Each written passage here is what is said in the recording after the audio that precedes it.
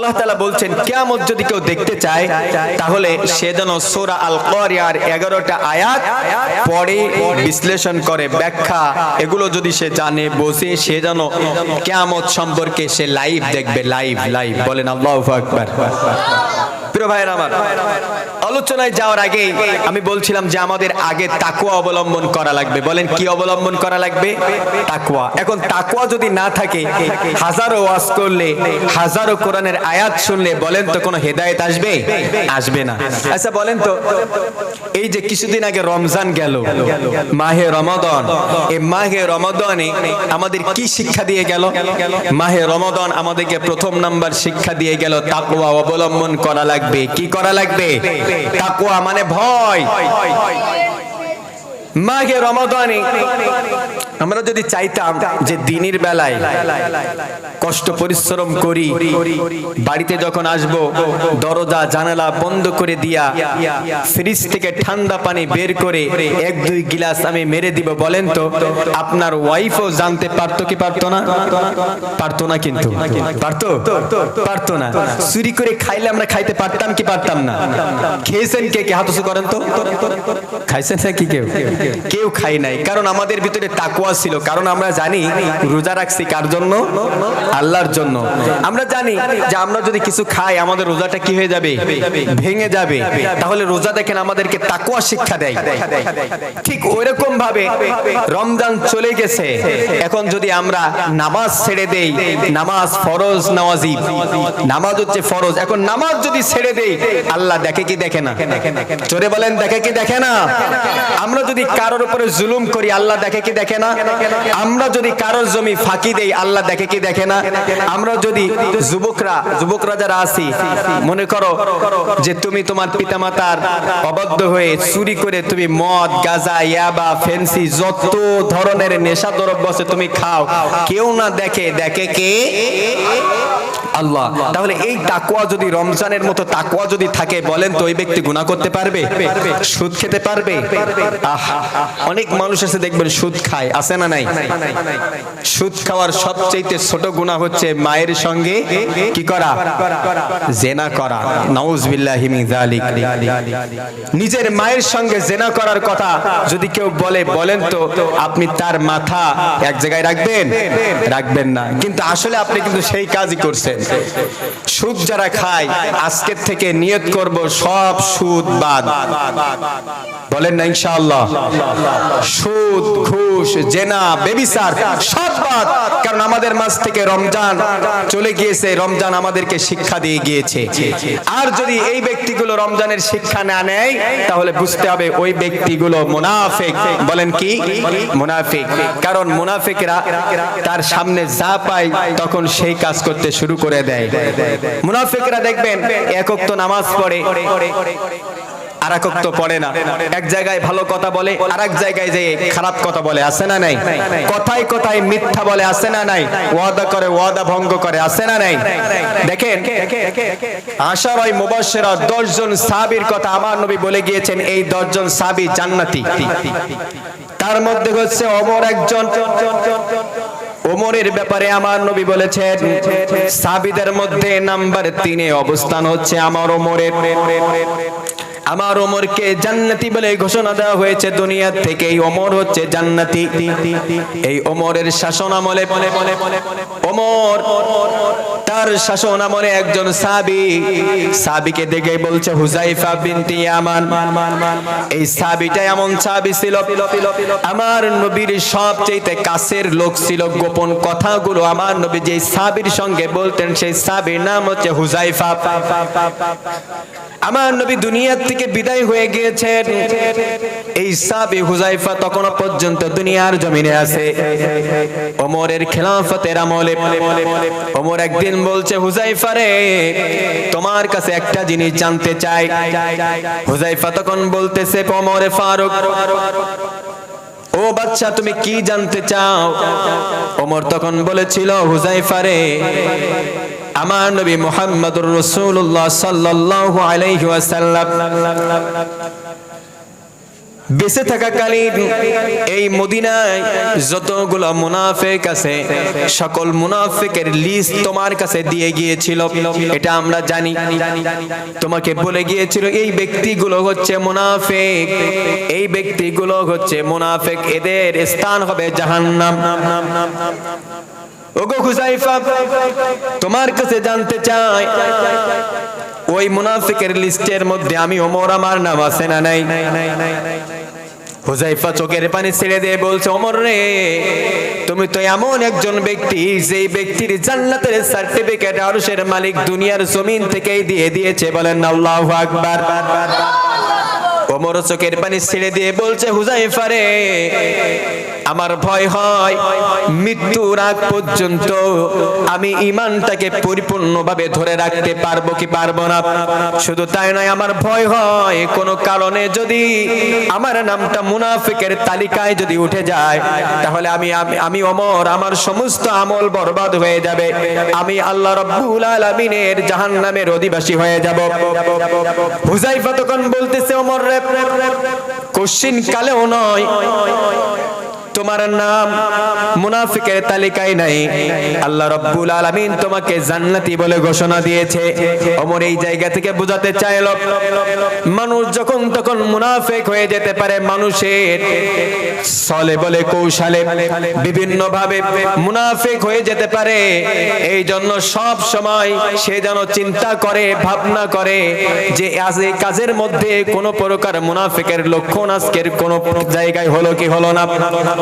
প্রিয় ভাইরা আমার, হযরত ওমর যখন হুযায়ফাকে বলল, হুযায়ফা তখন বলতেছে, ওগো ওমর রে, আল্লাহ রাব্বুল আলামিন আমাকে জানিয়ে দিয়েছেন বিশ্বনবীর মাধ্যমে, যেই মানুষগুলোকে আল্লাহ রাব্বুল আলামিন জানিয়ে দিয়েছেন যে এই মানুষগুলোই হচ্ছে মুনাফিক, আর মুনাফিকের অবস্থান হবে আল্লাহ রাব্বুল আলামিন বলেন আবু জেহেলের চাইতেও নিচে।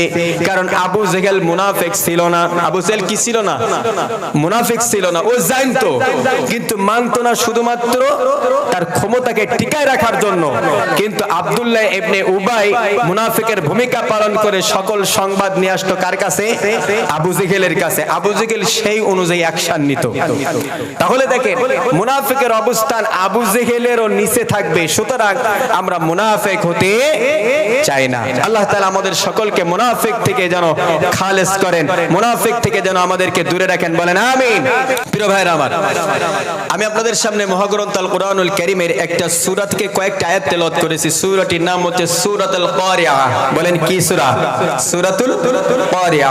আল্লাহ তাআলা এই সূরাটির মধ্যে, ঠিক আছে এবার আল্লাহ তাআলা এই সূরাটির মধ্যে 11টি আয়াত নাজিল করেছেন।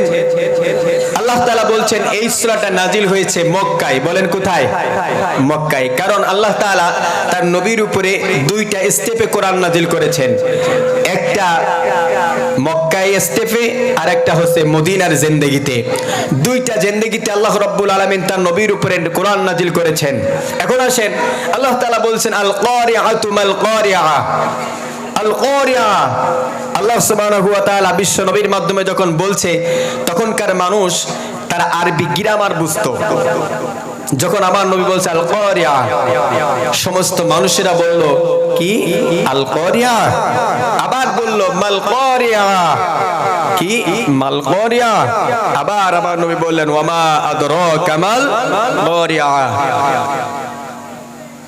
মানুষ যখন বলছে কি ওয়ামা আদরাকা মাল কারিআ, কারণ মহা প্রলয়, মহা একটি ধ্বংস স্তূপ, ধ্বংস নীলা খেলা শুরু হয়ে যাবে, যেই সময়টাকে বলা হবে কিয়ামত। বলেন কি? কিয়ামত।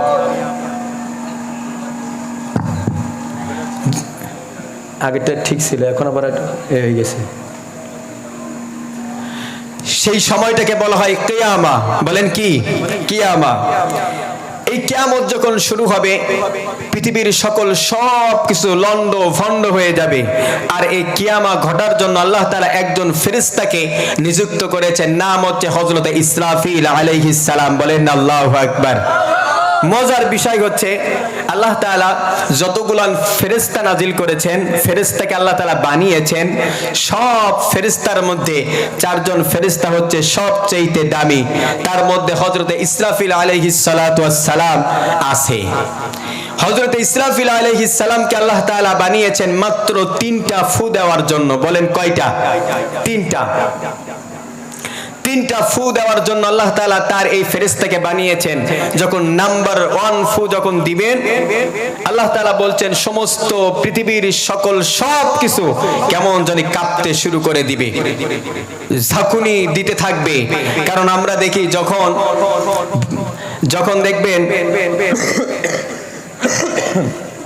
ভূমিকম্প হয়, বড় বড় বিল্ডিং গুলো দেখবেন মুহূর্তের মধ্যে তছনছ হয়ে যায়, কি যায় না? তছনছ হয়ে যায়। আল্লাহ তাআলা বলছেন যে যখন আমার ফেরেশতা ইসরাফিল যখন সিংহায় ফু দিবে, প্রথম নাম্বার ফু দেওয়ার সঙ্গে সঙ্গে দুনিয়ার মধ্যে যত বিল্ডিং আছে সকল বিল্ডিং গুলো মুহূর্তের মধ্যে ধ্বংস হয়ে যাবে। ভাই আওয়াজটা একটু আগের মতো করেন, কেমন কাঠখড়টা মতো হয়ে যাচ্ছে আওয়াজ। ঠিক আছে? বলছে যে পৃথিবীর মধ্যে এই বিল্ডিং গুলো কি হবে? সঙ্গে সঙ্গে পড়ে তছনছ হয়ে যাবে। আবার দেখেন, আমরা যদি লক্ষ্য করি, আপনাদের ইন্ডিয়াতে দেখবেন বড় বড় পাহাড় আছে, এই পাহাড়গুলো দেখবেন সেদিন থাকবে না। আল্লাহ রাব্বুল আলামিন যখন বলবেন আল কারিআতু মাল কারিআতু ওয়া মা আদরাকা মাল কারিআ, পাহাড়গুলো চূর্ণ বিচূর্ণ হয়ে যাবে, সমস্ত বিল্ডিং গুলো কেমন জানি ধসে ধসে পড়তে থাকবে। আল্লাহ রাব্বুল আলামিন বলেন, কোন বান্দা যদি মনে হয় কাবার চত্বরের পাশে একটা বিল্ডিং আছে, জমজম বিল্ডিং, যেই বিল্ডিংটা মানুষ দেখে মনে হয় কাবার ঘরের পাশে থাকার কারণে মনে হয় ওই বিল্ডিংটা পড়বে না, এরকম কি কোনো কিছু না? ওই বিল্ডিংটাও সেদিন পড়ে তছনছ হয়ে যাবে। এমনকি পৃথিবীর মধ্যে যত বড় বড় পাহাড় আছে, এই পাহাড়গুলো ধুলার মতো উঠতে থাকবে, তুলার মতো উঠতে থাকবে। দেখবেন তুলাগুলো বাতাসে যেমন তুলার যেই ছোট ছোট কণাগুলো উঠতে থাকে, ওরকম ভাবে আল্লাহ রাব্বুল আলামিন বলেন পাহাড়গুলো ওরকম ভাবে উঠতে থাকবে। কারণটা কি? আল্লাহ রাব্বুল আলামিন বলেন, আমার ফেরেশতা ইসরাফিল আলাইহিস সালাম তাকে আমি যখন সৃষ্টি করেছি, তার একটা পা হচ্ছে জমিনে, আরেকটা পা হচ্ছে আসমানে। এই পা দিয়া সে দাঁড়িয়ে আছে, আর মুখের মধ্যে একটা সিংহা নিয়া একটা বাঁশি নিয়ে আসমানের দিকে তাকিয়ে আছে। কখন আল্লাহ রাব্বুল আলামিন সিগন্যাল দিবেন, কখন আল্লাহ তাআলার অর্ডার হবে। আল্লাহ রাব্বুল আলামিন বলেন অর্ডার পাওয়ার সঙ্গে সঙ্গে ফুটা দিবে, আর দুনিয়া সব কিছু তছনছ হয়ে যাবে। এখন আসেন কিয়ামতের দিন সকাল বেলায় সর্বপ্রথম কি ঘটনাটা আল্লাহ রাব্বুল আলামিন ঘটাবেন? আল্লাহ রাব্বুল আলামিন সূরা জিলজালের মধ্যে বলছেন, ইযা যুলজিলাতিল আরদু জিলজালাহা ওয়া আখরাজাতিল আরদু আসকালাহা ওয়া ক্বালাল ইনসানু মা লাহা। আল্লাহ রাব্বুল আলামিন বলছেন কিয়ামতের দিন সকাল বেলায় সর্বপ্রথম যেই ঘটনাটা আল্লাহ রাব্বুল আলামিন ঘটাবেন সেটা হচ্ছে ভূমিকম্প। ভূমিকম্প হওয়ার কারণে সকল সবকিছু তছনছ হয়ে যাবে, পৃথিবীটা হেলতে থাকবে, দুলতে থাকবে। শুধু তাই নয়, ইয়াউমা ইয়াকুনুন নাসু কাল ফারাশিল মাবসুস। আল্লাহ রাব্বুল আলামিন বলেন মানুষগুলো বিক্ষিপ্ত পতঙ্গের মতো নিক্ষিপ্ত হতে থাকবে, মানুষ দৌড়াদৌড়ি করতে থাকবে, একজন মানুষ আরেক মানুষের দিকে দৌড়াইতে থাকবে, আবার ওই মানুষটা ওই মানুষকে দিকে অন্যদিকে দৌড়াইতে থাকবে। এরকম দৃশ্য হবে। কারণ দেখবেন শীত যখন আসে, আমার দেশের ছেলেরা দেখবেন ব্যাডমিন্টন খেলার জন্য দেখবেন রাতে তারা খুঁটি গেড়ে সেই খুঁটিতে দেখবেন লাইট ফিট করে ব্যাডমিন্টন খেলার জন্য। বাগানে যত পোকা আছে ওই পোকাগুলো এসে এসে দেখবেন ওই লাইটে বাড়ি খেয়ে কি জমিনে টপ টপ করে পড়ে কি পড়ে না? পড়ে না? এরকম ঠপ ঠপ করে পড়ে। পড়লে কি হয় দেখবেন যে ওই পোকাগুলো বাগানে যত পোকা ছিল এই লাইটে আসার কারণে দেখবেন নিচে পড়ে যায়। ঠিক ওইরকম ভাবে আল্লাহ তাআলা বলছেন ইয়াউমা ইয়াকুনুন নাসু কাল ফারাশিল মাবসুস, বান্দা যখন কিয়ামত অনুষ্ঠিত হবে তখন এই বান্দাগুলো কি করবে, ওরকম বিক্ষিপ্ত পতঙ্গের মতো তারা নিক্ষিপ্ত হতে থাকবে, দিক বিদিক ছোটাছুটি করতে থাকবে। যে মায়ের গর্ভে 2 মাসের বাচ্চা, এখনো পর্যন্ত বাচ্চার কোনো আকৃতি হয় নাই, 5 মাস তার গর্ভের মধ্যে সন্তান গিয়েছে, সন্তান এখনো পর্যন্ত পুষ্ট হয় নাই, 8 মাসের বাচ্চা, 9 মাসের বাচ্চা। আল্লাহ রাব্বুল আলামিন বলেন কিয়ামতের মহা প্রলয় যখন শুরু হয়ে যাবে, ভূমিকম্প যখন শুরু হয়ে যাবে, আল্লাহ রাব্বুল আলামিন বলেন এই মায়ের গর্ভে ওই যে সন্তান আছে, সন্তানগুলো কোনো ডাক্তারে লাগবে না, কোনো মেডিসিন লাগবে না, কোনো কাউকে লাগবে না, নিজের থেকে এই সন্তানগুলো ডেলিভারি হয়ে যাবে। যেই মাগুলো তাদের সন্তানদেরকে দুধ খাওয়ায়, দুধ খাওয়ানো সন্তানগুলো রেখে এক সাইডে রেখে আর এক সাইডে চলে যাবে। বলেন তো বর্তমান সময়ে যেই মাগুলো তাদের বুকের দুধ খাওয়ায় তাদের সন্তানকে, হাজারো স্বামী যদি কষ্ট দেয়, বলেন তো ওই সন্তানকে ছেড়ে কি ওই মা যেতে পারে? জোরে বলেন পারে? পারে না। সেই স্ত্রীকে যদি তাড়িয়েও দেয়, সন্তান থেকে নিয়ে যায় মা, কারণ তার দুধের বাচ্চা। মা তার সন্তানকে কত ভালোবাসে, কত আদর কত স্নেহ মায়া মহাব্বত দিয়ে তাদেরকে লালন পালন করে। কিন্তু দুঃখজনক হলেও সত্য, বর্তমান পৃথিবীতে দেখা যায় যে পরিমাণ পিতামাতার উপরে নির্যাতন নিপীড়ন চালানো হয়, যে পরিমাণ বৃদ্ধাশ্রম বেড়েছে, আমার মনে হয় পিতা মাতার হক আজকে আমরা আদায় করতে পারি। জোরে বলেন পারি? অনেক সন্তানেরা দেখবেন পিতা মাতার হক আদায় করে না। কিন্তু আপনি একটুখানি কল্পনা করেন তো, আপনার পিতা মাতা আপনার জন্য কত কষ্ট পরিশ্রম করে আপনাকে এই পর্যন্ত নিয়ে আসছে, আপনি কি কখনো কল্পনা করেছেন? করেন নাই। যারা পিতা হয়েছেন তারা জানেন একজন সন্তানকে মানুষ করার জন্য কত ঘাম ছড়ানো লাগে। একজন মা জানে যে কত কষ্ট করে আমার সন্তানকে মানুষ করা লাগে। আল্লাহ তাআলা মায়ের বুক থেকে মায়ের বুক থেকে যে দুধ দেন, এই রক্তকে আল্লাহ তাআলা দুধ বানিয়ে দেন। কত মন দুধ আপনি আমি খেয়েছি, বড় হয়েছি, আপনার আমার কোনো হিসাব নাই। আজকের ওই পিতামাতার হক আমরা বুঝি না, ওই পিতামাতার কদর আমরা বুঝি না। কথা বলেন ঠিক না বে ঠিক?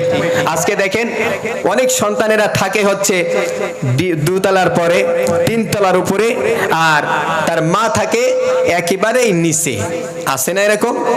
সিঁড়ি ঘরের নিচে, অথবা আগের যে পুরাতন ঘর ছিল যে জায়গায় বৃষ্টি আসলে পানি পড়ে, এই সব জায়গায় মাকে রাখে, এরকম সন্তান আছে না নাই? আবার দেখবেন বর্তমান জরিপ করে দেখা গেছে যে বৃদ্ধাশ্রমে যেই সকল পিতামাতা আছে অধিকাংশ শিক্ষিত পরিবারের পিতামাতা, যাদের সন্তানরা চাকরি করে, বিদেশে থাকে, কোটি কোটি টাকার মালিক, টাকার কোনো অভাব নাই, বড় বড় চাকরি করে, পিতামাতার খোঁজ নেওয়ার তাদের কোনো টাইমই নাই। আছে না নাই? বর্তমান জরিপ করে দেখা গেছে বৃদ্ধাশ্রমে যত পিতামাতা আছে, বৃদ্ধা আছে, প্রায় সব হচ্ছে তাদের সন্তানরা বড় বড় শিক্ষিত।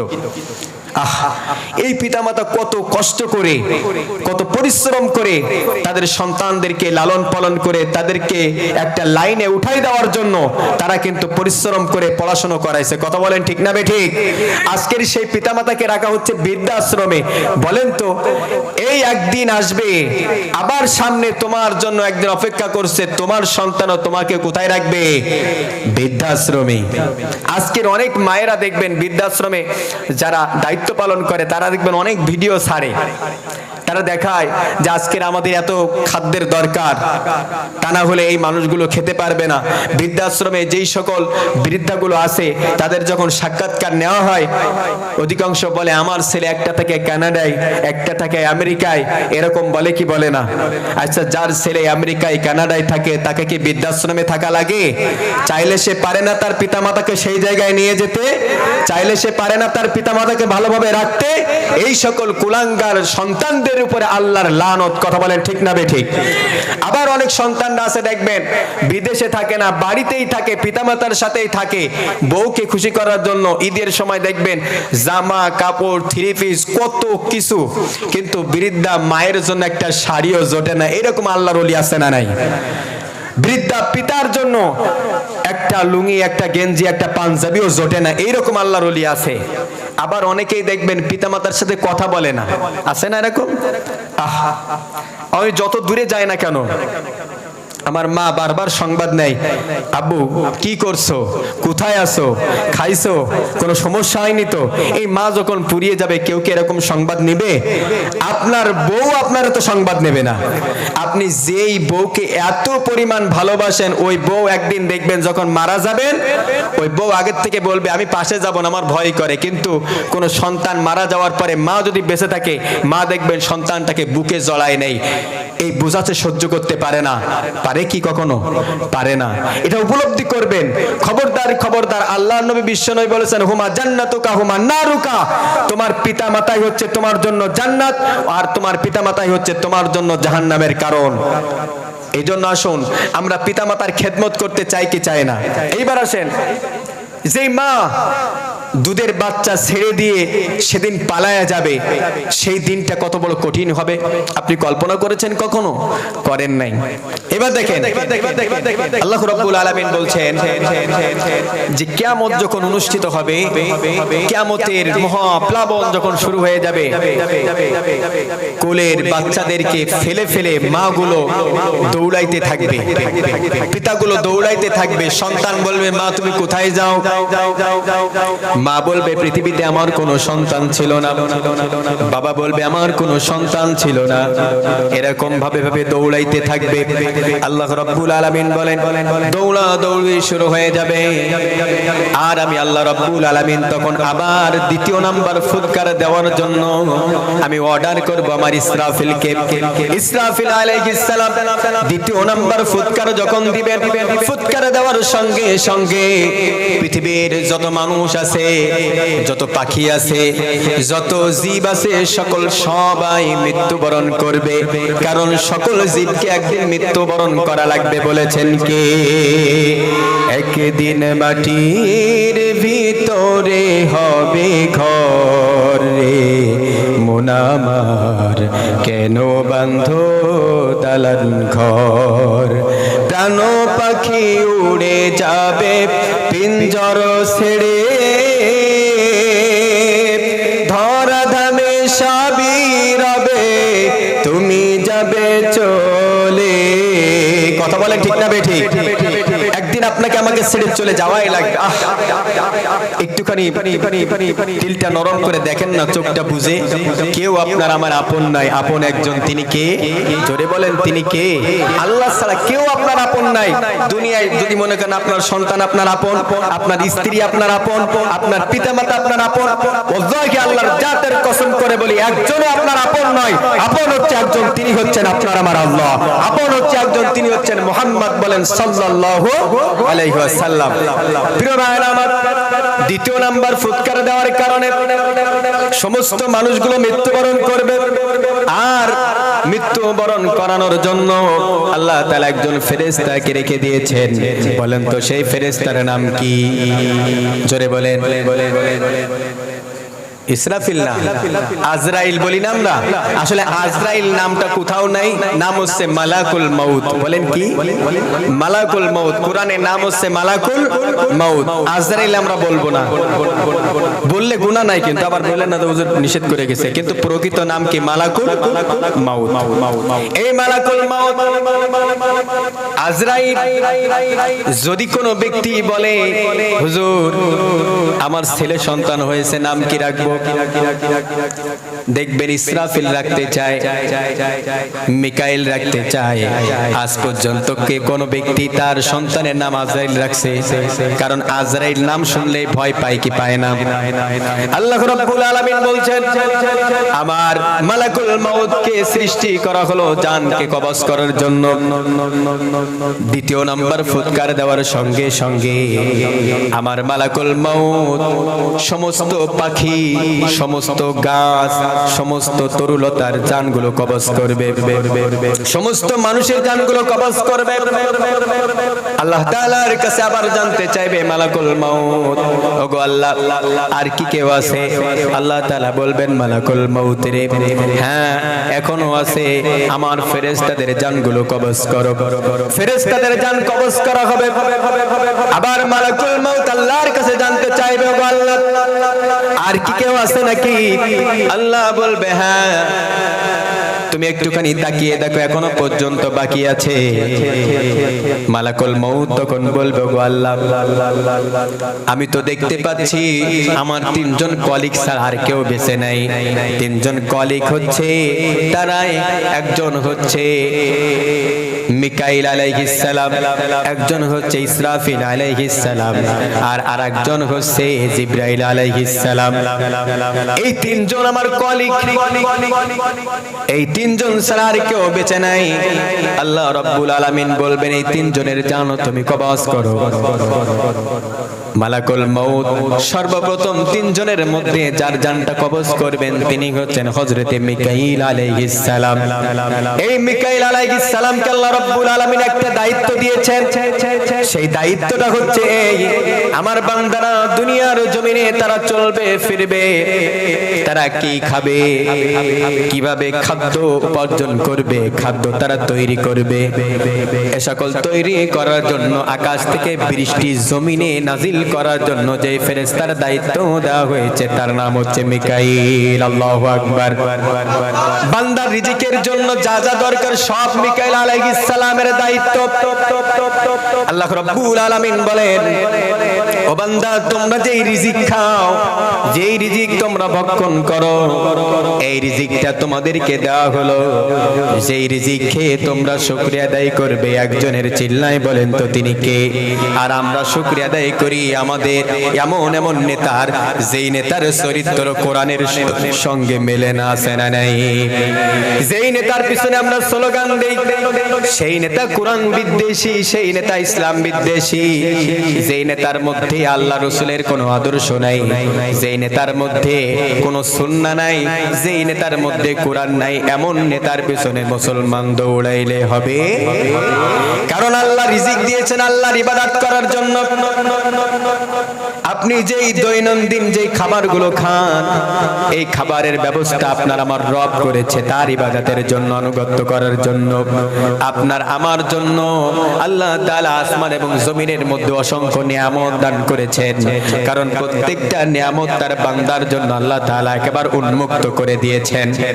বলেন তো আমার কোন হিন্দু ভাই যদি রাস্তা দিয়ে যায়, আর ওই রাস্তা দিয়ে যদি মুসলমান ভাইও যায়, আর পাশে যদি একটা ফুলের বাগান থাকে, বলেন তো যে মুসলমান ভাই ওর নাকে শুধু ঘ্রাণ লাগবে আর অমুসলিম হওয়ার কারণে তার নাকে ঘ্রাণ লাগবে না, এরকম কি কোনো কিছু হইছে? কোনো শুনছেন? আল্লাহ রাব্বুল আলামিন বলছে দুনিয়া হচ্ছে এমন একটা জায়গা, ফুলের সুঘ্রাণ, এই সুঘ্রাণটা যে মুসলিম, যে অমুসলিম, যে বৌদ্ধ, যে খ্রিস্টান, যে ধর্মেরই হোক না কেন, পৃথিবীর জমিনে একটা দুইটা ধর্ম নয়, 4300 ধর্ম পৃথিবীর জমিনে আছে। আল্লাহ রাব্বুল আলামিন বলেন এই 4300 ধর্মের যে কোনো মানুষ যদি পথ দিয়ে যায়, পথের পাশে যদি ফুলের বাগান থাকে, ফুলের সুঘ্রাণ সবার নাকি একই কায়দায় লাগবে। আবার দেখেন যদি কোনো ব্যক্তি আগ লাগায়, আছে না এদিকে, এমন কোন কি ঘটনা ঘটছে যে মুসলমানের আখের ক্ষেতের আগগুলো মিষ্টা, আর অন্য ধর্মের ভাই আগ লাগাইছে বলে আল্লাহ তাকে তৃতীয়া বানাই দিয়েছে? এরকম কি ঘটছে নাকি ঘটে নাই? আল্লাহ রাব্বুল আলামিন বলছে এরকম কোন ঘটনা নয়, আমি রিজিকের ব্যবস্থা সবার জন্য একই করলাম। আবার কোরআনটাকে শুধুমাত্র মুসলমানদের জন্য দেওয়া হয় নাই, শুধুমাত্র কোন জনগোষ্ঠীর জন্য নির্ধারণ করা হয় নাই। আল্লাহ রাব্বুল আলামিন বলছেন হুদাল হুদাল লিন-নাসি ওয়া বাইয়িনাতিম মিনাল হুদা ওয়াল ফুরকান। ফুরকান অর্থাৎ সত্য মিথ্যা পার্থক্য করার যেই কিতাব, এই কিতাবটা গোটা পৃথিবীর তামাম মানুষের জন্য আমি আল্লাহ রাব্বুল আলামিন নাজিল করে দিলাম। আর আমার নবীও শিক্ষা দিয়েছেন, খবরদার খবরদার, কে অমুসলিম আর কে মুসলিম, কে কোন ধর্মের, এটা কখনো ডিভাইডেড করা যাবে না। কে শিক্ষা দিয়েছেন? আমার নবী মুহাম্মদ সাল্লাল্লাহু আলাইহি ওয়াসাল্লাম। কেমন করে? আমার নবী বসে আছেন, সাহাবায়ে কিরামরাও সামনে বসে, সামনে দিয়ে একটা লাশ যায়। আমার নবী দেখতে পেয়ে হঠাৎ করে দাঁড়িয়ে গেলেন। সাহাবায়ে কিরামরা বলছে, ইয়া রাসূলুল্লাহ, ইয়া হাবিবাল্লাহ, ইন্নাহু ইয়াহুদি, এটা তো ইহুদির লাশ, আপনি দাঁড়াইলেন কেন? আমার নবী বললেন, ওগো সাহাবীরে, খবরদার খবরদার, এই কথা আর কখনোই বলবা না।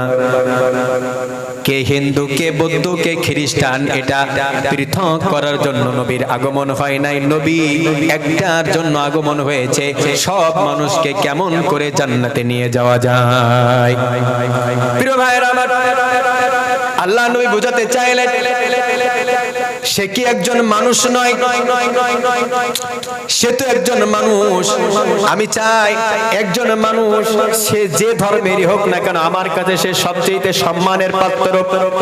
এই জন্য দেখবেন আমার নবী শিক্ষা দিয়ে গিয়েছেন, কখনোই তোমরা অন্য কোন ধর্মের মানুষের উপরে জুলুম করতে পারবা না, নির্যাতন করতে পারবা না, বরং তাদেরকে বেশি ভালোবাসতে হবে, ভালোবাসা দেখাইতে হবে, যে ভালোবাসার কারণে আমাদের দিকেই তারা আকৃষ্ট হবে। কথা বলেন ঠিক কিনা? প্রিয় ভাইরা আমার, আমার নবী যখন মদিনায় ছিলেন, নাজরান থেকে 60 জন পাদ্রী আমার নবীর সঙ্গে দেখা করার জন্য তারা আগমন করেছে। মদিনার বাজারে যখন এসেছে, তখন আজান শুরু হয়েছে, আল্লাহু আকবার, আল্লাহু আকবার, আল্লাহু আকবার, আল্লাহু আকবার। আজান শুরু হয়ে গিয়েছে। আজান শুরু হওয়ার সঙ্গে সঙ্গে দোকান সব বন্ধ। দোকান সব কি বন্ধ। কেউ দোকান খোলা রাখছে, স্বর্ণের দোকানও অনেকেই খোলা। নাজরান দেশের 60 জন পাদ্রী তারা চিন্তা করলো, অসাধারণ একটা সাউন্ড, একটা শব্দ আমাদের কানে আসার সঙ্গে সঙ্গে দোকান ফেলে রেখে তারা কোথায় দৌড় মারে, কোথায় দৌড়ায়? কারণটা কি? নাজরান দেশের 60 জন পাদ্রী তারা থমকে গেল, দাঁড়িয়ে গেল। তারা চিন্তা করলো যে আমাদের নাজরান দেশে এরকম ভাবে দোকান খোলা রেখে তো কোথায় যাওয়া যায় না, গেলেই তো সব চুরি হয়ে যায়, সে জায়গায় ঠিক মতন সবকিছু খুঁজে পাওয়া যায় না। কারণটা কি? তারা পিছে পিছে দেখলো, তারা সোজা যায় এক জায়গায়, সেই জায়গাটা হচ্ছে মসজিদ। বলেন আল্লাহু আকবার। নাজরানের 60 জন পাদ্রী তারা বুঝে ফেললো, আমরা যার সঙ্গে দেখা করার জন্য এসেছি তার জন্য কেন এত মানুষ পাগল।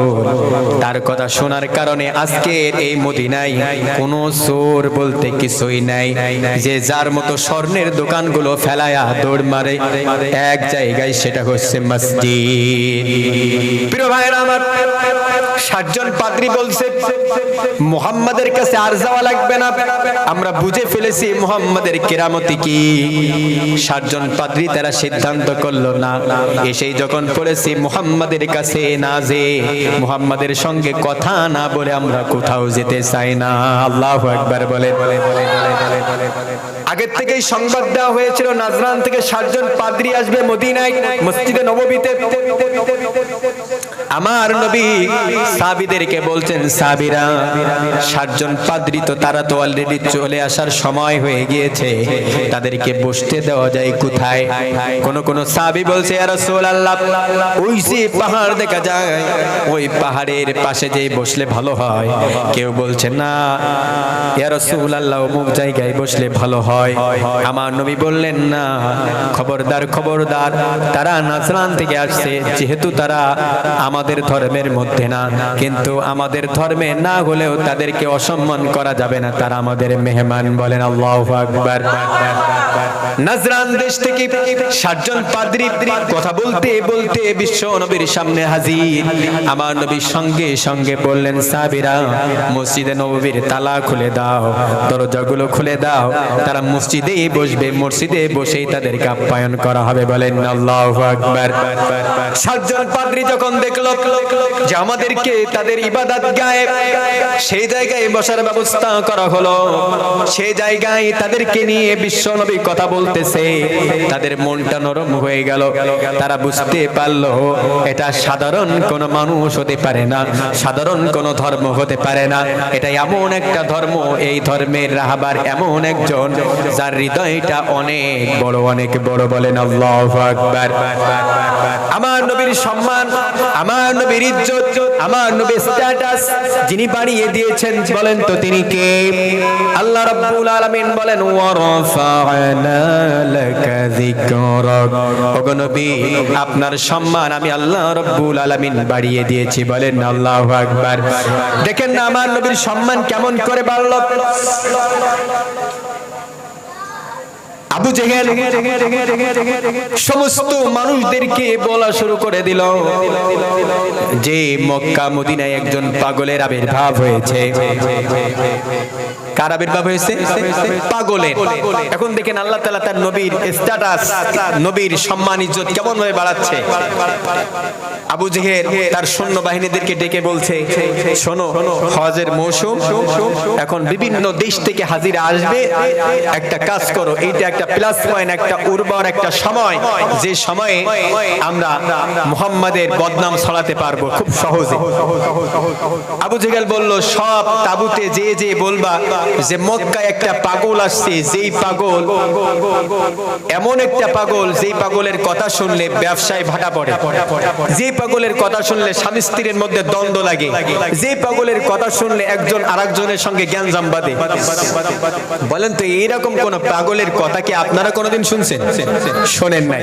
এখন বলেন তো কোন ব্যক্তিকে যদি বলা হয়, ভাই এই মোবাইলটা তোমার কাছে দিলাম, মোবাইলের পাসওয়ার্ড হচ্ছে এই এই, খবরদার খবরদার এই মোবাইলে যা যা আছে তুমি দেখবা না।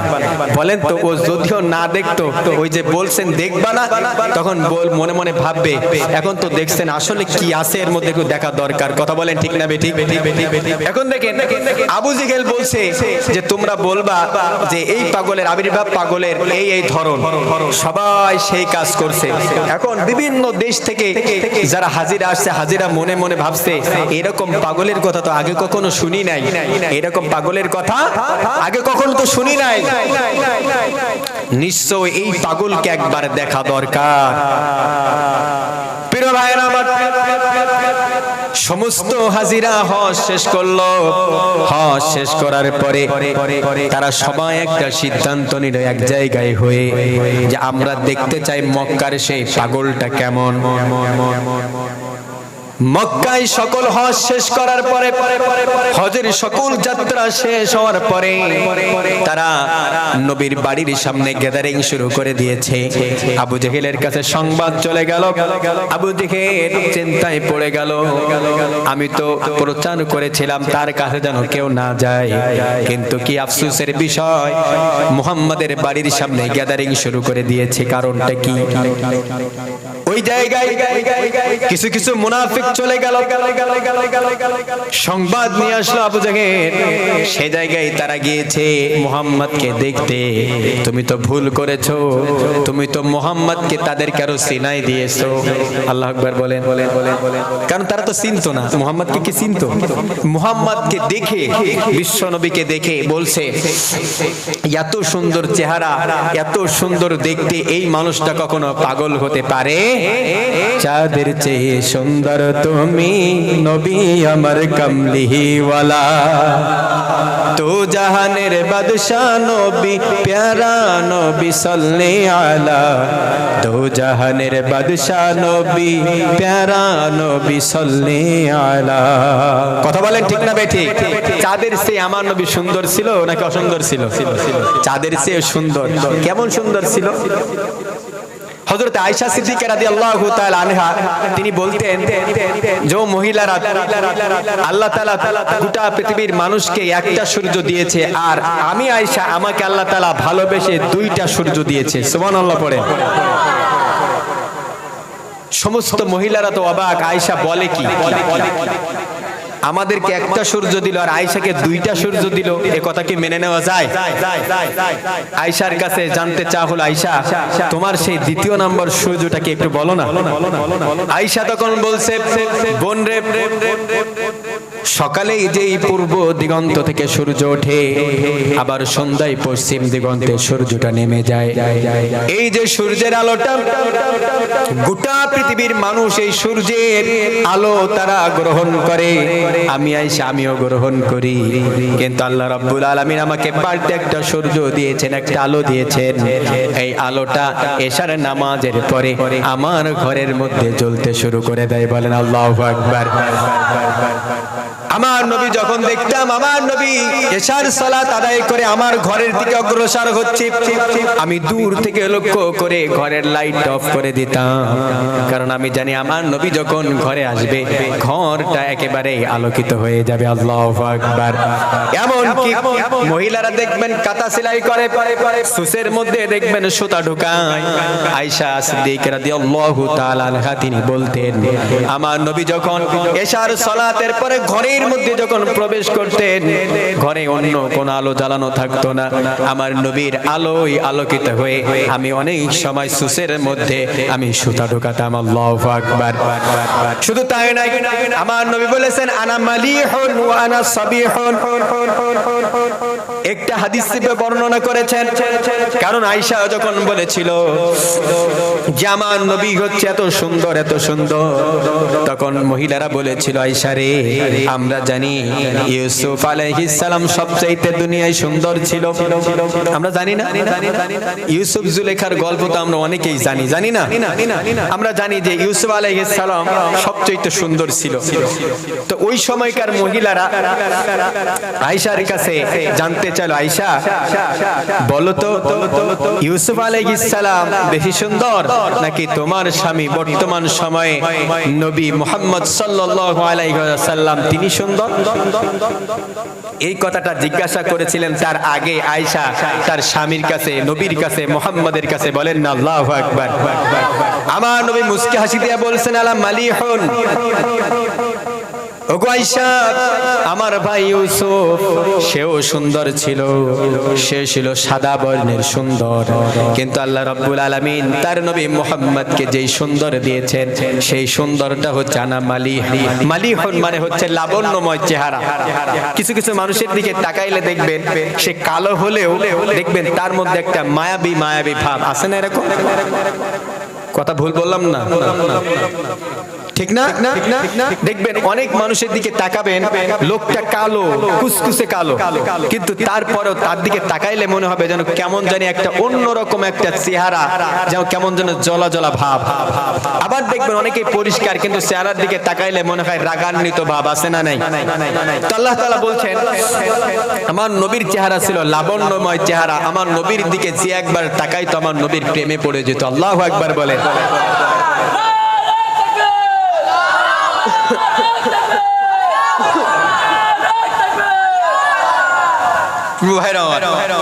এই কথা যখন বলছে সমস্ত মহিলারা তখন বুঝে ফেলেছে যে আমার নবী সুন্দর ছিল নাকি ইউসুফ আলাইহিস সালাম সুন্দর ছিল।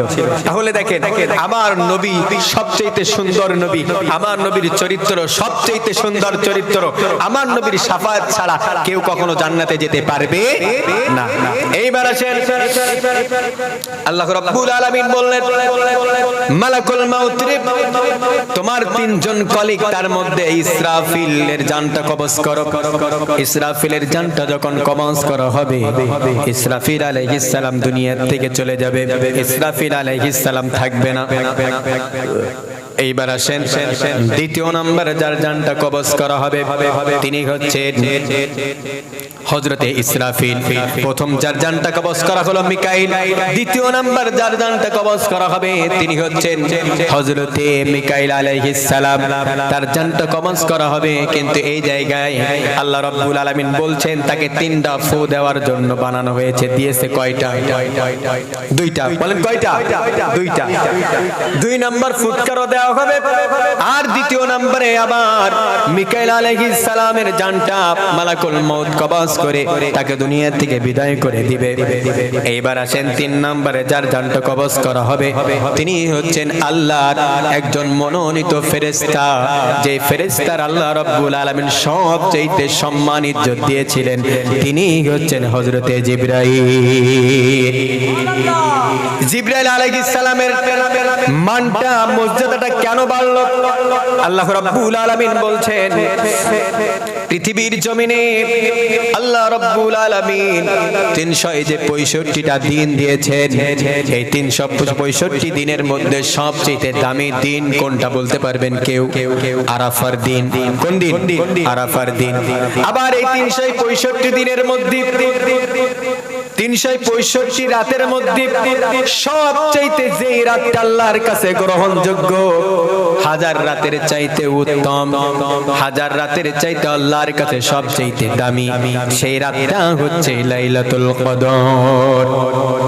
আবার আল্লাহ রাব্বুল আলামিন বলছেন ইন্না ইদ্দাতাশ শুহুরি ইনদাল্লাহি 12 শাহরা।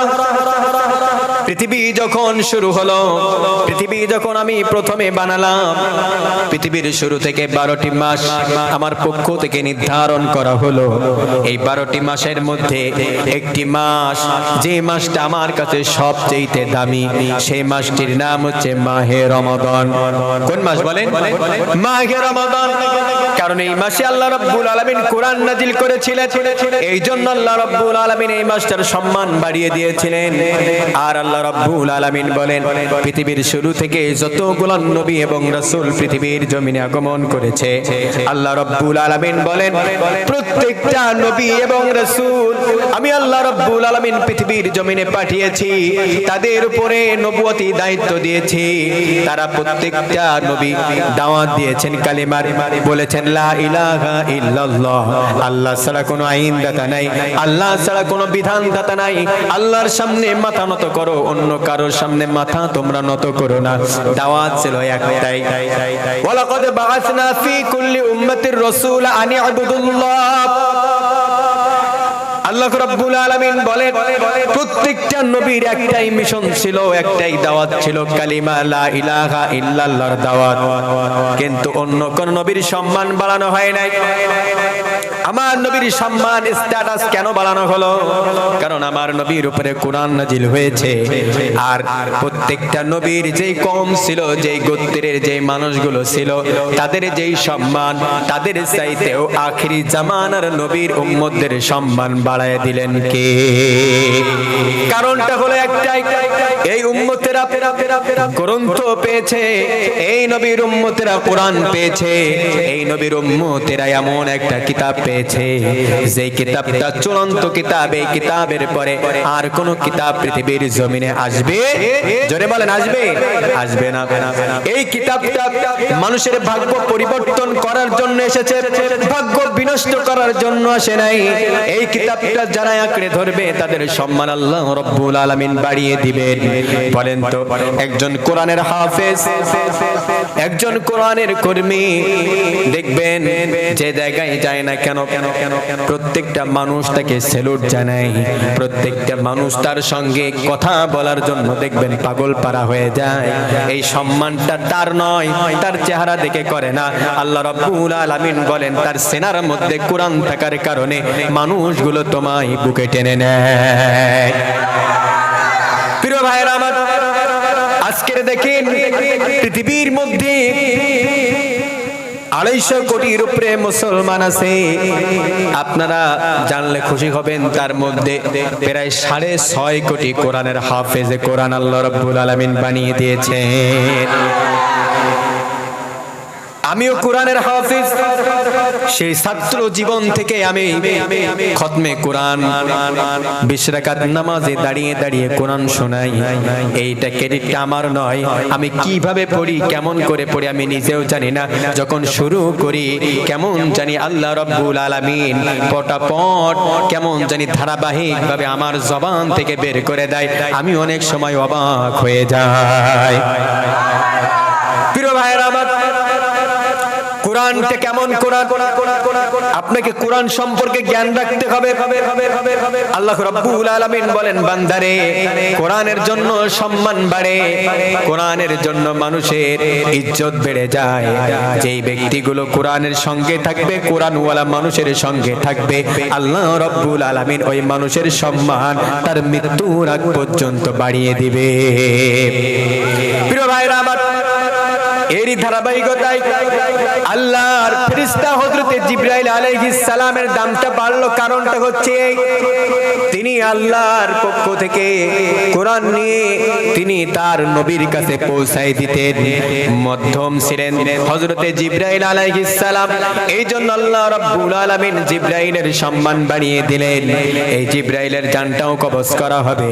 শুধু তাই নয়, আল্লাহ রাব্বুল আলামিন বলেন হযরতে জিবরাইল আলাইহিস সালাম প্রত্যেকটা নবীর কাছে তিনি ওহী নিয়ে এসেছেন।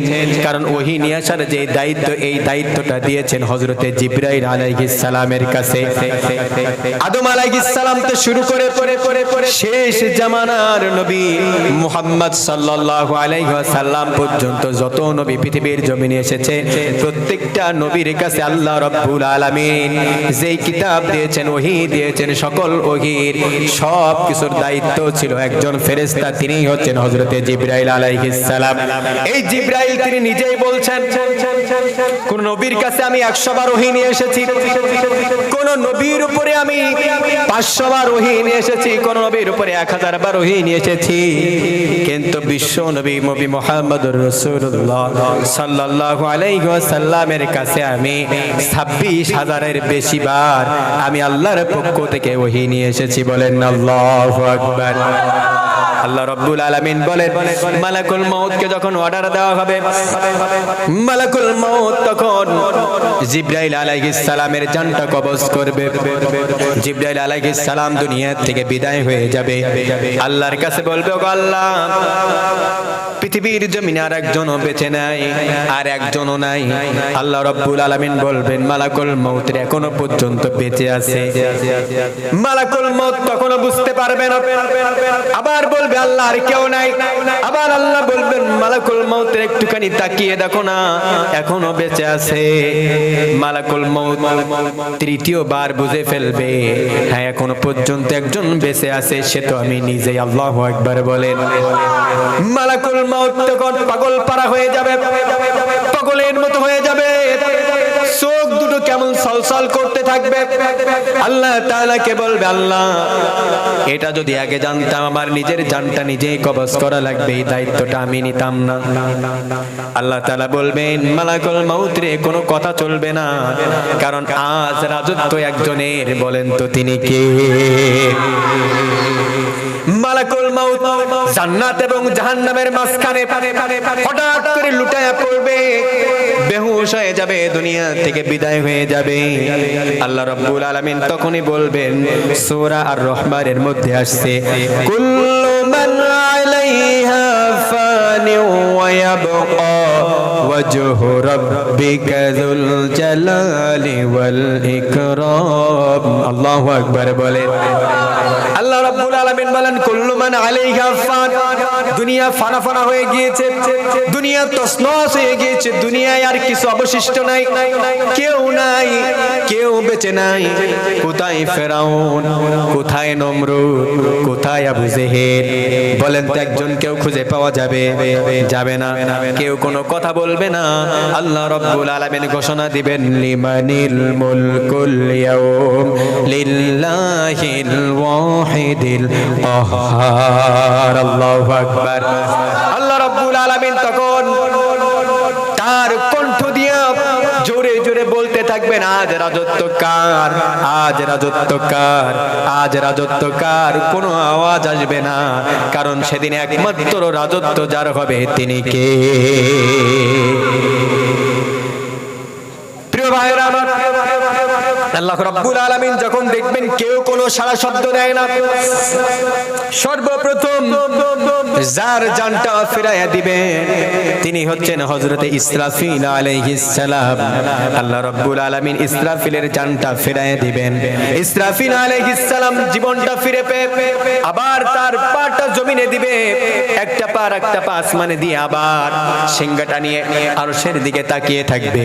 আল্লাহ কখন সিগন্যাল দিবে, কখন বলবে মালাকুল মাউত রে তৃতীয় নাম্বার ফুৎকার দে, ওইভাবে দাঁড়ানোর সঙ্গে সঙ্গে আল্লাহর পক্ষ থেকে অর্ডার চলে আসবে। আল্লাহ রাব্বুল আলামিন বলবেন মালাকুল মাউত রে সব জান তো কবজ করেছিস, সবাই তো মরে গিয়েছে, এখন আমি যার জানটা ফিরাই দিয়েছি তিনি হচ্ছেন আমার ইসরাফিল। ইসরাফিলকে 3 নাম্বার ফুৎকার দেওয়ার ঘোষণা দেওয়া হবে। ইসরাফিল আলাইহিস সালাম 3 নাম্বার ফুৎকার দেওয়ার সঙ্গে সঙ্গে সব মানুষগুলো আবার উঠতে থাকবে। আল্লাহ তাআলা সব মানুষের জানগুলো ফিরাই দিবে। বলেন আল্লাহু আকবার। এখন প্রশ্ন আসতে পারে, যে মানুষগুলো বিমান দুর্ঘটনায় মারা গেল ওই মানুষগুলো কোন জায়গা থেকে উঠবে? আল্লাহ রাব্বুল আলামিন সেটাও জানিয়ে দিয়েছেন, যে মানুষগুলো বিমান দুর্ঘটনায় মারা গেল তাদের বডি খুঁজে পাওয়া গেল না, শুধু ছাই। আল্লাহ তাআলা বলেন ওই ছাই থেকে ওই মানুষগুলো উঠে আসবে। আল্লাহু আকবার বলেন। যে মানুষগুলো মহাসমুদ্রের মধ্যে ডুবে মারা গিয়েছে, মাছে গিলে খেয়েছে, আল্লাহ রাব্বুল আলামিন বলেন মহাসমুদ্রের মধ্য থেকে ওই মানুষগুলো উঠতে থাকবে। যে মানুষগুলো নর্দমার মধ্যে পড়েছিল, দেখবেন অনেক মানুষকে গুম করা হয়, খুন করে বস্তার মধ্যে ভরে দেখবেন নর্দমার মধ্যে কোন কুয়ার মধ্যে ফেলে দেওয়া হয়।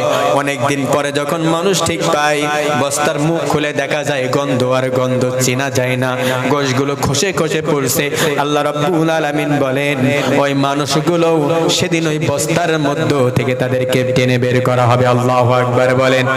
যে যে জায়গায় মৃত্যুবরণ করেছে আল্লাহ রাব্বুল আলামিন তাকে ওই জায়গা থেকে উঠাবেন। আল্লাহ রাব্বুল আলামিন বলেন ওই দিন মানুষ বলতে থাকবে আমাদের ঘুম ভাঙালো কে, আমাদের ঘুম ভাঙায়া গেল কে? আমাদের বাংলাদেশের একজন শিল্পী আছে মমতাজ, দেখবেন একটা গান গেত, আমার ঘুম ভাঙায়া গেল গো মরার কোকিলে। শুনছেন না এই গানটা? মরার কোকিলে কি ঘুম ভাঙাইতে পারে?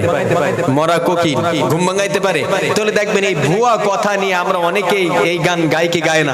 আসলে আমরা চিন্তাও করি না আমরা যে শব্দটা ব্যবহার করছি সত্য না মিথ্যা। আল্লাহ রাব্বুল আলামিন বলেন যখন মানুষদেরকে উঠানো হবে, সবচেয়ে বেশি যেই ব্যক্তি ঘুম দিয়েছে সে হচ্ছে হাবিল। সে কি বলেন? তার নাম কি? হযরত আদম আলাইহিস সালামের প্রথম যে 2 পুত্র হাবিল আর কাবিল, প্রথম নিহত ব্যক্তি হচ্ছে হাবিল। বলেন কে? হাবিল। সে সবচেয়ে লম্বা ঘুম দিয়েছে। এই হাবিল উঠে বলবে আমার ঘুম ভাঙালো কে? আমি তো এখনো পর্যন্ত ঘুমের মধ্যে ছিলাম, অল্প সময় ঘুম পড়লাম, কে ঘুম ভাঙালো? আল্লাহু আকবার বলবেন না? আল্লাহ তাআলা সকলকেই একত্রিত করবেন। খেলা তখন শুরু হয়ে যাবে, ফাইনাল খেলা। এখন আমাদের বিভিন্ন জায়গায় বিভিন্ন দেশে খেলা হয় কি হয় না? আমাদের দেশে কাদের চাচা বলে খেলা হবে, এই যে একটা স্টাইল, এটা আপনারা জানেন না? কি বলে? খেলা হবে। আসলে খেলা তো ওই দিন হবে যেই দিন কিয়ামত অনুষ্ঠিত হবে। সেই দিন খেলা তো তারাই করবে যাদের আমল থাকবে ভরপুর, যাদের ঈমান থাকবে তাজা, যাদের ভিতরে থাকবে তাকওয়া। খেলা তো করবে তারাই, আর দর্শক সেদিন হবে তারাই যারা ছিল মুনাফিক, যারা নামাজ পড়ে নাই, রোজা রাখে নাই, হজ ফরজ ছিল হজ করে নাই, যাকাত ফরজ ছিল যাকাত দেয় নাই, যে সকল নারীদের উপরে পর্দা করা ফরজ ছিল পর্দা করে নাই, তারা সেদিন দর্শকের ভূমিকা পালন করবে। সেদিন কষ্ট পাবে তারাই। কথা বলেন ঠিক না বেঠিক? প্রিয় ভাইরা আমার, আল্লাহ রাব্বুল আলামিন বলছেন বান্দারে কিয়ামত যখন অনুষ্ঠিত হবে মানুষ সবাই দাঁড়িয়ে থাকবে। মানুষ যখন দাঁড়িয়ে থাকবে ফেরেশতারাও দাঁড়িয়ে থাকবে। ফেরেশতারা বলবে ওগো আল্লাহ তুমি কই, তুমি কোথায়? ওগো আল্লাহ তুমি আসো। আল্লাহ রাব্বুল আলামিন এক খণ্ড সাদা মেঘ, কয় খণ্ড? এক খণ্ড সাদা মেঘের উপরে ভর করে ফেরেশতারা থাকবে চতুর সাইডে। এক খণ্ড সাদা মেঘের উপরে ভর করে আমার আল্লাহ রাব্বুল আলামিন বিচারের যেই চেয়ার, এই চেয়ারে এসে বসবেন। আল্লাহ রাব্বুল আলামিন বিচার শুরু করবেন না যতক্ষণ পর্যন্ত আমার নবী না আসবে। বিচার শুরু করার কথা যতক্ষণ পর্যন্ত না বলবেন ততক্ষণ পর্যন্ত আল্লাহ রাব্বুল আলামিন বিচার শুরু করবে না। বলেন আল্লাহু আকবার। প্রিয় ভাইরা আমার নবী বলবেন ওগো আল্লাহ আপনি বিচার শুরু করে দেন। আমার আল্লাহ রাব্বুল আলামিন বিচার শুরু করবে। মানুষগুলো প্রথমে যাবে আদমের কাছে। আদম বলবে আমি পারবো না, কারণ আমি একটা অন্যায় করে ফেলেছিলাম। যেই গাছের কাছে যাওয়া নিষেধ ছিল ওই গাছের কাছে আমি চলে গিয়েছিলাম, আমি পারবো না। যাও আমার সন্তান নূহের কাছে যাও। নূহের কাছে যাওয়া হবে। নূহ বলবেন না আমার দ্বারাই সম্ভব না, তোমাদের পিতা ইব্রাহিমের কাছে যাও। ইব্রাহিমের কাছে যখন যাওয়া হবে ইব্রাহিম আলাইহিস সালাম তিনিও বলবেন না আমি পারবো না, যাও মূসার কাছে চলে যাও। মূসার কাছে যখন বান্দা বান্দি গুলো চলে যাবে তখন মূসা বলবে আমি ফিরাউনের রাজমহলের তাজমহলের মধ্যে একজন ব্যক্তিকে একটা থাপ্পড়ে দুনিয়ার থেকে বিদায় করে দিয়েছিলাম, না জানি ওই অপরাধে আজকের কিয়ামতের দিন আল্লাহ তাআলা আমার সঙ্গে কেমন ব্যবহার করে আমি মূসা জানি না, সুতরাং আমার দ্বারাই সম্ভব না। তোমরা যাও চলে যাও ঈসার কাছে। কার কাছে? ঈসার কাছে। ঈসা আলাইহিস সালামের কাছে যখন যাবে ঈসা তখন বলবে না আমার দ্বারাও সম্ভব নয়, কারণ আমি দুনিয়ার থেকে চলে এসেছি কিন্তু আমাকে আল্লাহর সন্তান হিসেবে ইহুদিরা মানে না, জানি এর জন্য আল্লাহ আমাকে আসামের কাঠগড়ায় দাঁড় করায় কিনা। আল্লাহু আকবার বলেন। তবে হ্যাঁ তোমাদেরকে একটা সলিউশন আমি দিতে পারি, একটা কথা তোমাদেরকে বলে দিতে পারি। যে মানুষটার কাছে গেলে তোমরা শাফায়াত পেয়ে যাবে, যে মানুষটার শাফায়াত ছাড়া তোমরা কেউ জান্নাতে যেতে পারবে না, সেটা হচ্ছে আখিরি জামানার নবী। তিনি হচ্ছেন আপনার আমার নবী, যার উপরে আল্লাহ রাব্বুল আলামিন কোরআন নাজিল করেছিলেন। তিনি হচ্ছেন মুহাম্মাদুর রাসূলুল্লাহ। পড়ে নেন না সাল্লাল্লাহু আলাইহি ওয়াসাল্লাম।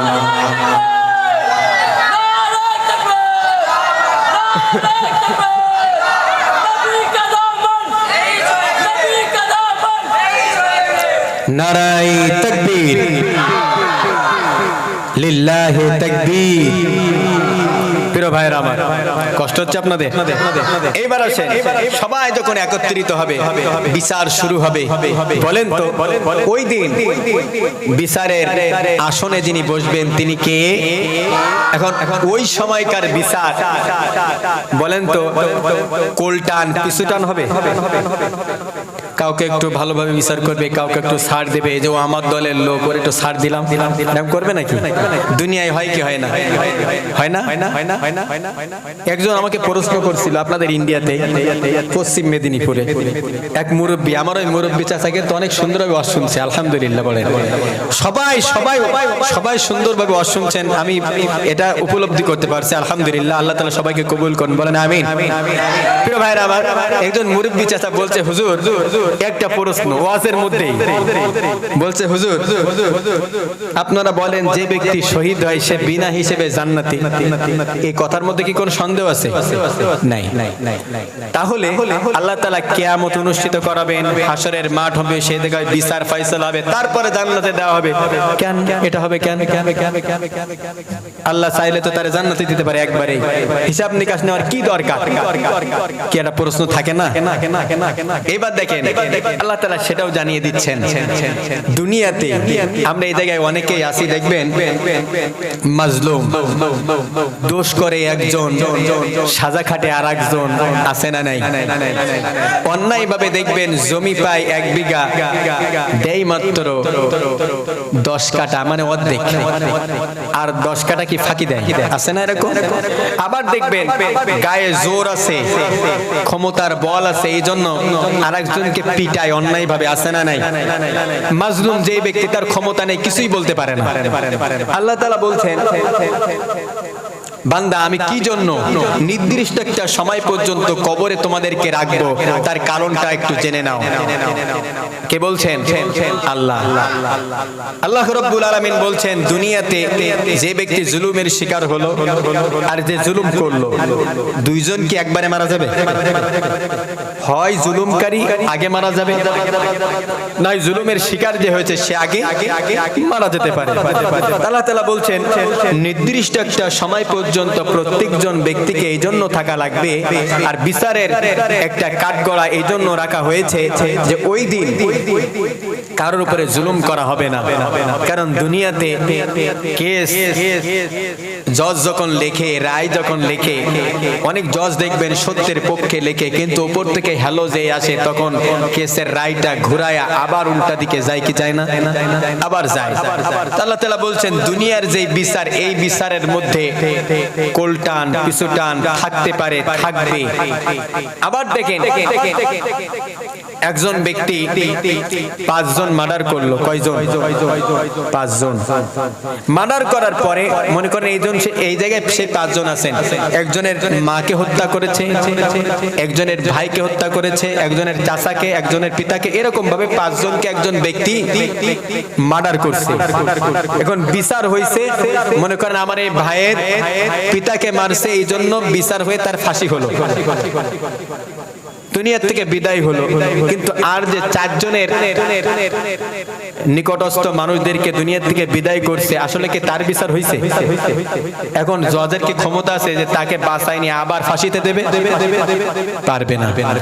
আল্লাহ তাআলা বলছেন যে আমি হচ্ছে এমন একজন বিচারক, যে বিচারক কারোর উপরে জুলুম করে না, বরং যারা জুলুম করেছে আর যারা জুলুমের শিকার হয়েছে তাদেরকে সেদিন কড়ায় গন্ডায় হিসাব বুঝিয়ে দেওয়া হবে। আল্লাহু আকবার বলেন। রব্বুল আলামিন বলেন,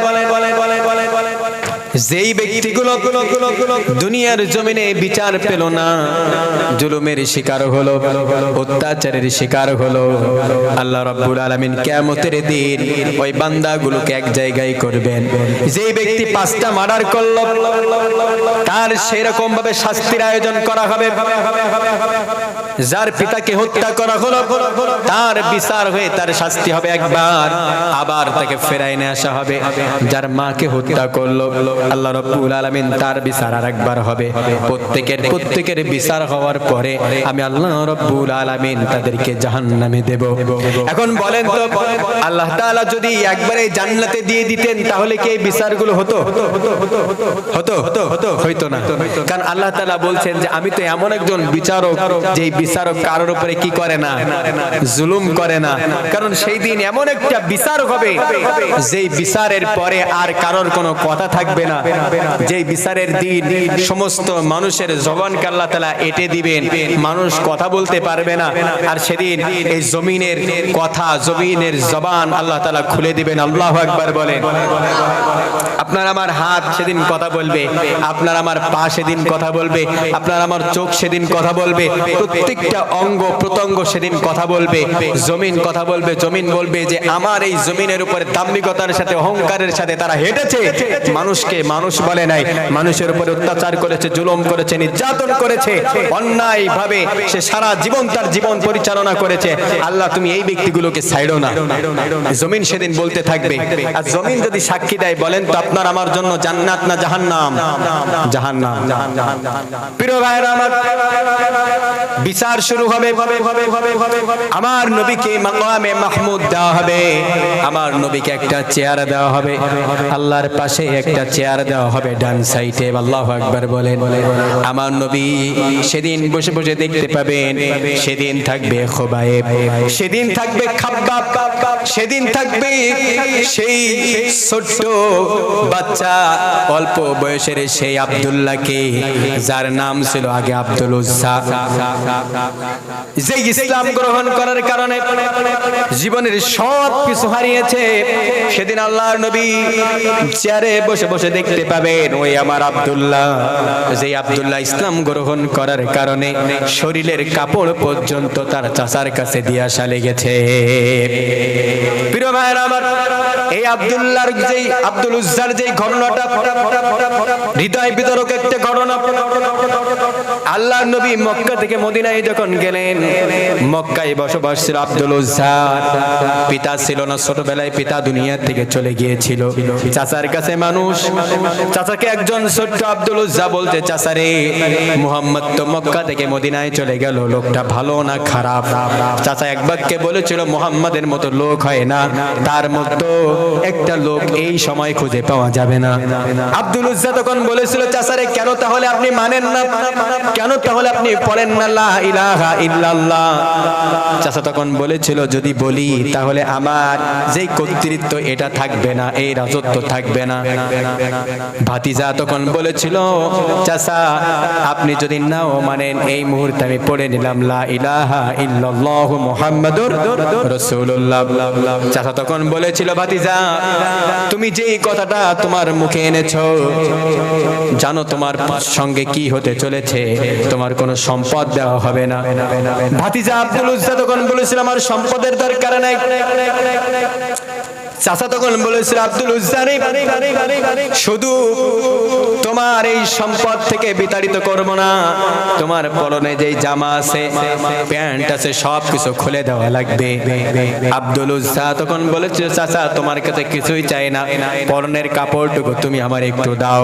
আব্দুল উজ্জা যখন তার চাচার কাছে আকুতি মিনতি করেছিল, চাচা কি হৃদয় পাষাণ চাচা। চাচা বলেছিল, খবরদার খবরদার, তোমার পরনের কাপড়টাও তোমাকে দেওয়া হবে না, খুলে দেওয়া লাগবে। আব্দুল উজ্জার দ্বিতীয় কোনো কথা নয়, সঙ্গে সঙ্গে লজ্জা স্থানের কাপড়টা ফেলে দিয়ে দুই হাত দিয়া লজ্জা স্থানটা চেপে চলে গেলেন মায়ের কাছে। মা দূর থেকে দেখলেন আমার আব্দুল উজ্জা উলঙ্গ অবস্থায়, মাটা মুখ ফিরিয়ে দাঁড়িয়ে আছে। মা বলতেছে, আব্দুল উজ্জারে এমন অবস্থা কেমন করে হলো রে বাজান? আব্দুল উজ্জা চোখের পানি ছেড়ে দিয়ে বলছে, গো মা, আমার এই অবস্থা হয়েছে, আমি ইমানের কালিমা পড়েছি, এই জন্য চাচা আমার পরনের কাপড় পর্যন্ত আমারে দেয় নাই। প্রিয় ভাইরা আমার, আব্দুল উজ্জা মাকে তখন বলল, মারি, তোমার কাছে যদি সামান্য কোনো কাপড় থাকে, এই সামান্য কাপড় হলেও তুমি আমার একটু দাও, যে কাপড়টা দিয়া লজ্জা স্থানটা থেকে আমি যেতে চাই মসজিদে নববীতে, আমার নবীর সঙ্গে সাক্ষাৎ করতে চাই, আমার জীবন একটা পরিবর্তন ঘটাতে চাই। বলেন আল্লাহু আকবার। প্রিয় ভাইরা আমার, আমার নবীর কাছে চলে গেল।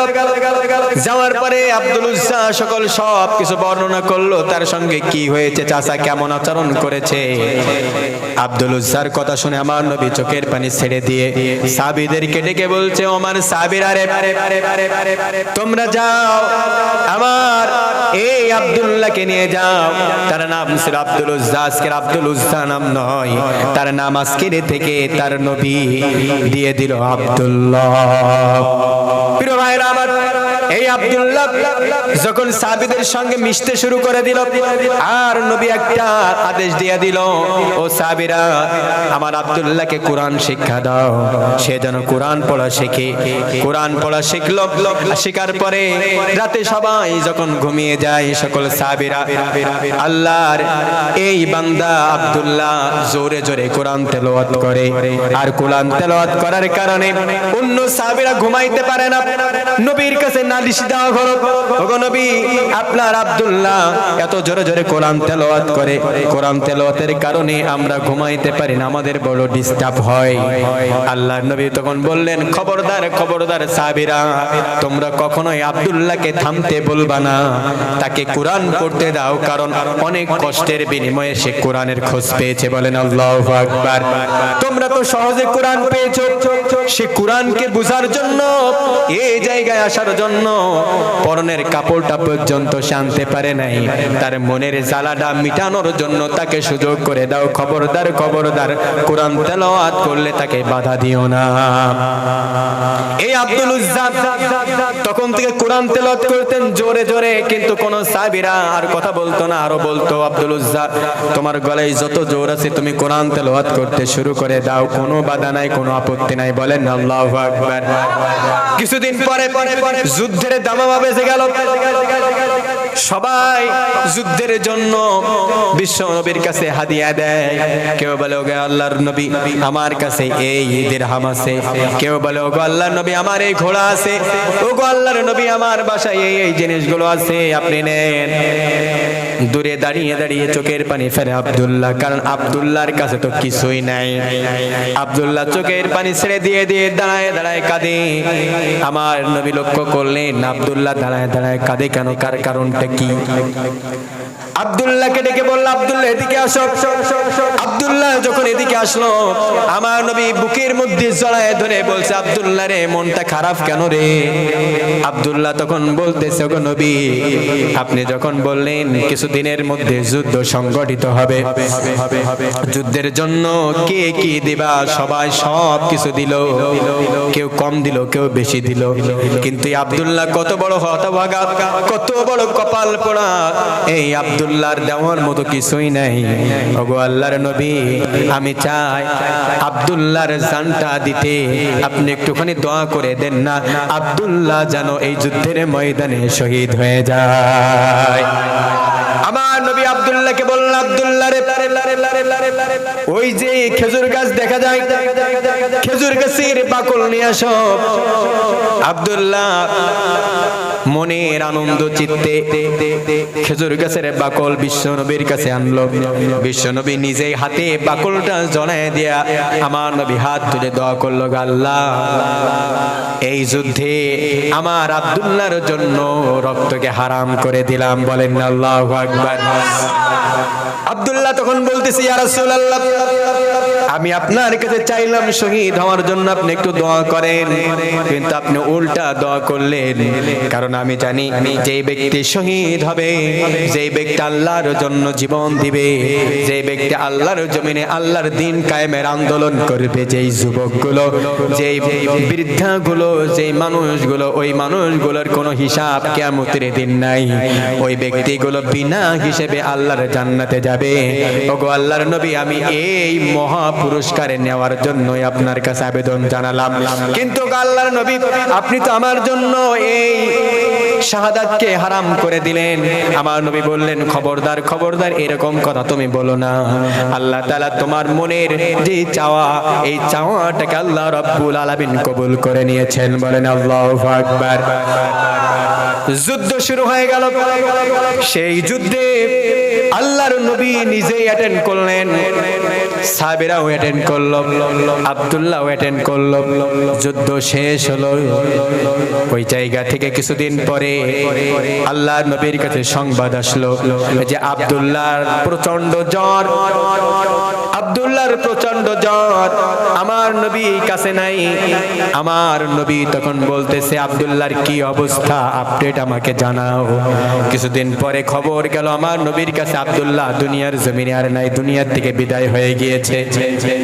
আমার নবী বললেন, ওগো সাহাবীরা আমার আব্দুল্লাহ দুনিয়ার থেকে চলে গেল, কিন্তু শুনে নাও আল্লাহ রাব্বুল আলামিন তাকে কিন্তু শাহাদাতি মর্যাদা দিয়ে আল্লাহ তাকে জান্নাতের মধ্যে পাখি বানায়া ঘোরাচ্ছে। বলেন আল্লাহু আকবার। প্রিয় ভাইরা আমার, আব্দুল্লাহ দুনিয়া থেকে চলে গেল। আর আব্দুল্লাহর জানাজা আমার নবী পড়ালেন, আমার নবী আব্দুল্লাহর জানাজা পড়লেন। কারণ আমার নবী যার জানাজা পড়লেন, বলেন তো সে কিন্তু জানো তেন ব্যক্তি হতে পারে? জোরে বলেন পারে? পারে না। প্রিয় ভাইরা আমার, কিয়ামতের দিন আমার নবী যখন দেখবেন আব্দুল্লাহ ওই ওমর দাঁড়িয়ে আছে, ওসমান দাঁড়িয়ে আছে, আর আশেপাশে কাফের বেঈমান গুলো দাঁড়িয়ে আছে, সেদিন বিচার হবে।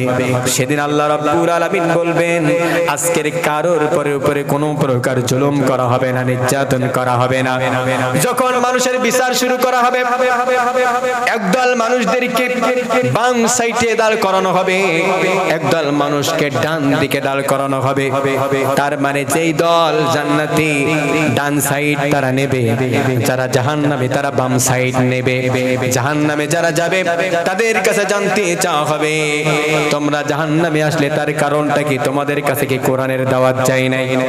বান্দাগুলো তখন বলতে থাকবে ক্বালু বালা, হ্যাঁ এসেছিল, ওয়ালাকিন হাক্কাত কালিমাতুল আযাবি আলাল কাফিরিন, হ্যাঁ আমাদের কাছে কালিমার দাওয়াত এসেছিল, হকের দাওয়াত এসেছিল, কিন্তু আমরা মানি নাই, আমরা তাদেরকে তুচ্ছ করেছি, আমরা ছিলাম কাফের, আমরা কাফেরে পরিণত হয়ে গিয়েছিলাম, আমরা তাদেরকে বুঝতে পারি নাই, বুঝলেও মানি নাই, কারণ আমরা শুনেছিলাম আমাদের নেতাদের কথা।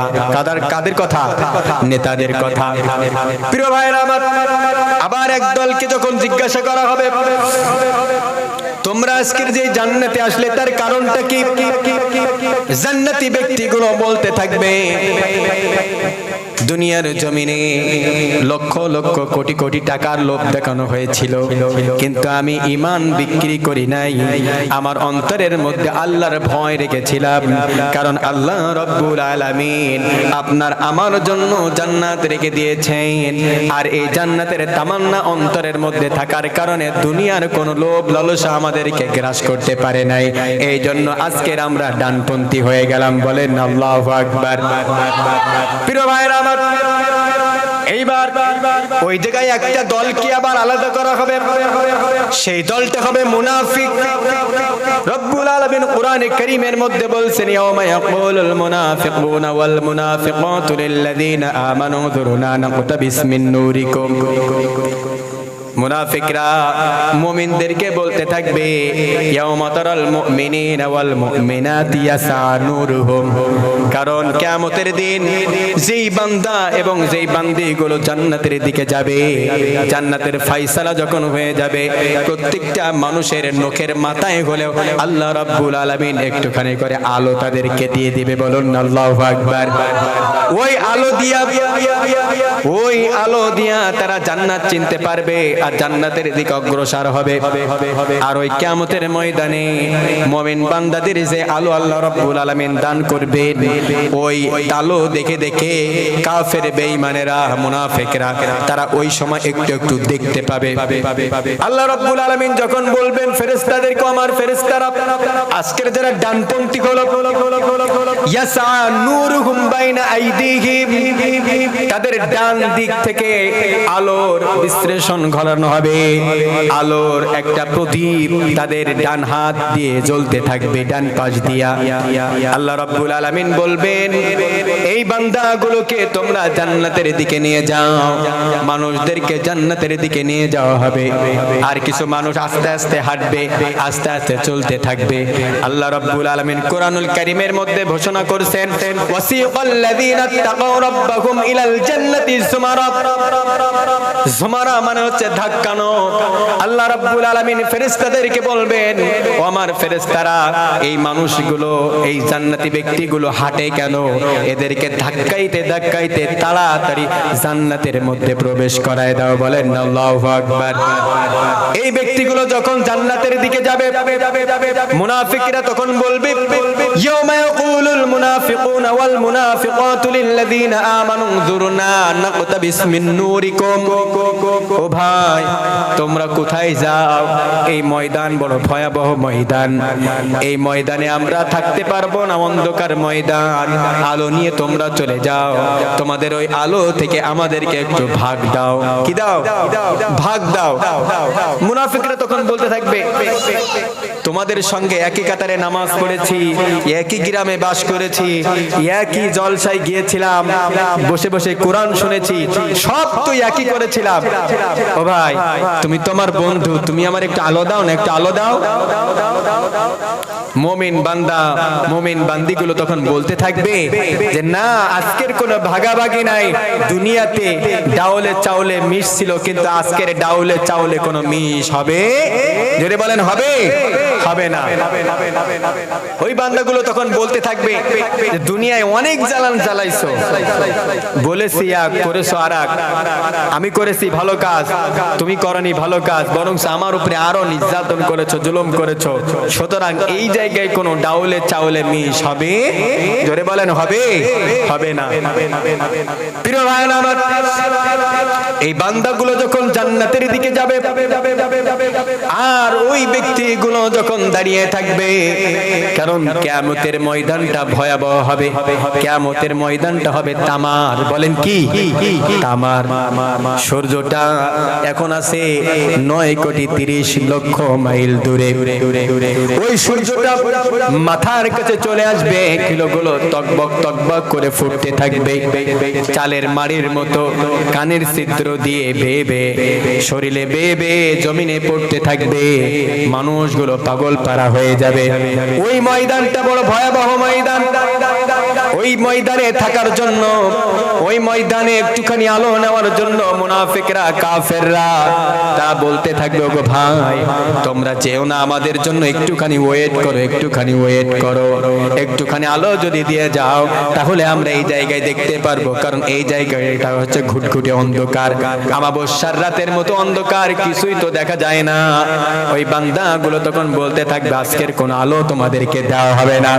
আল্লাহ রাব্বুল আলামিন বলেন, ও আমার ফেরেশতারা, আমার মুমিন বান্দা বান্দীদেরকে তারা বড্ড ডিস্টার্ব করে, যাও এদেরকে নিয়ে তোমরা জান্নাতের দিকে যাও।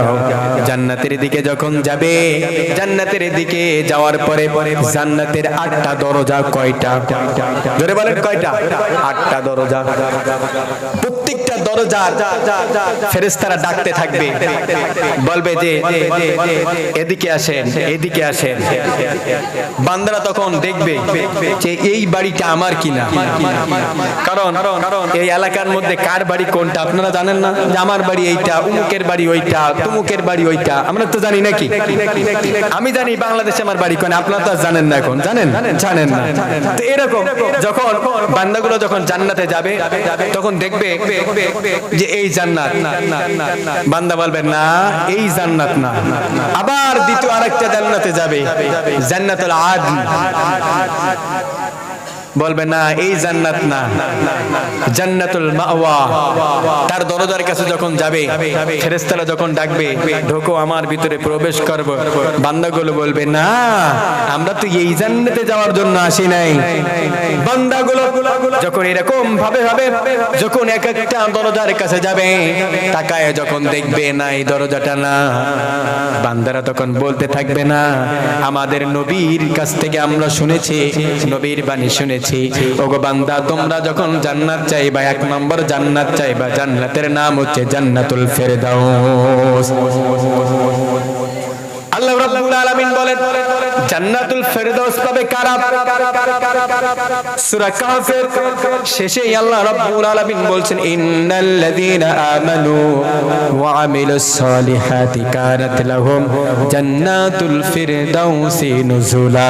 আল্লাহু আকবার বলেন ইন্নাল্লাযীনা আমানু, নিশ্চয়ই যারা ঈমান এনেছে। কার উপরে?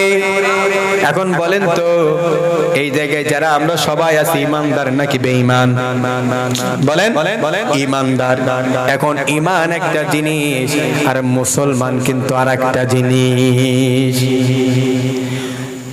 ঈমান একটা জিনিস, মুসলমান আরেকটা জিনিস।